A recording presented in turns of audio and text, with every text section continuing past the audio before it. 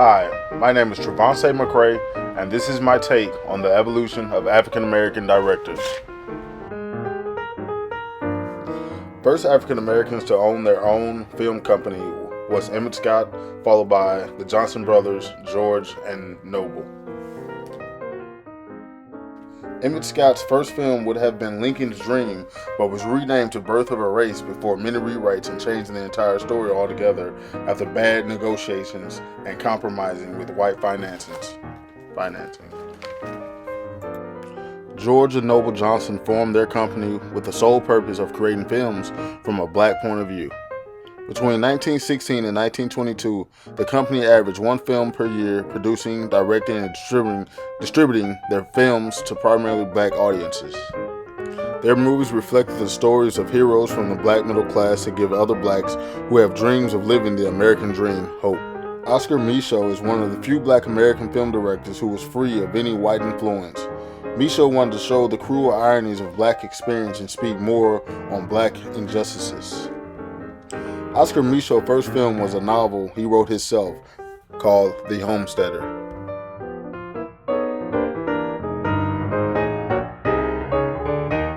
Oscar Micheaux's second film, Within Our Gates, was the first film by a filmmaker to show the lynching of a man in southern parts of the United States and was censored in several cities in the South. Micheaux produced over 40 films with several dealings with a wide range of social and political themes that other film directors were not comfortable to make.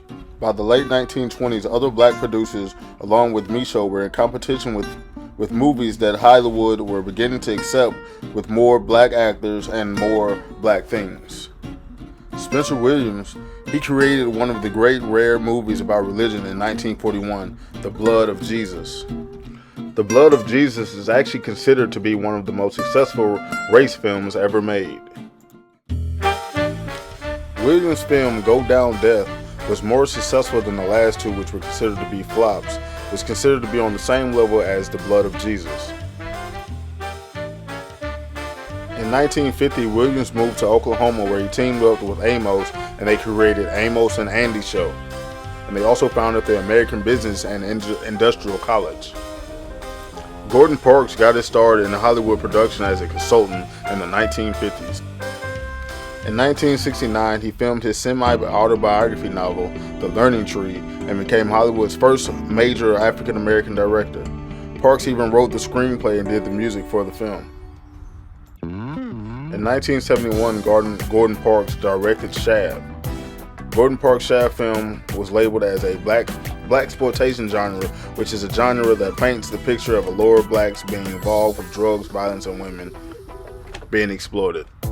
In the 1960s was a time of radical social change for African Americans. With the rise of the civil rights movement, it began to reflect on the Hollywood films made during the 60s. Melvin Van Peebles' film Story of a Three-Day Past was produced in France and later distributed in the U.S. through a film festival in San Francisco. The film was so well liked he became the first black filmmaker to be awarded a contract to do 3 films by a major Hollywood studio. In 1983, Spike Lee premiered his short film, Joe's Bed-Stuy Barbershop, We Cut Heads, a film he did for his master's degree thesis while in college. The short film showcased in Lincoln Center's New Directors New Films Festival, and Spike Lee was the first student to win an Academy Award for the film. Spike Lee went on to create numerous classic films like She's Gotta Have It, Do the Right Thing, Mo Better Blues, Malcolm X, and Spike Lee's Four Little Girls. In 2017, Four Little Girls was selected to be preserved in the United States National Film Registry by the Library of Congress. And following Spike Lee, John Singleton burst on the scene, and at age 24, John became the youngest and first black director to be nominated for an Academy Award for Best Director with his film Boys in the Hood, and created other greats like Poetic Justice, Higher Learning, even Four Brothers.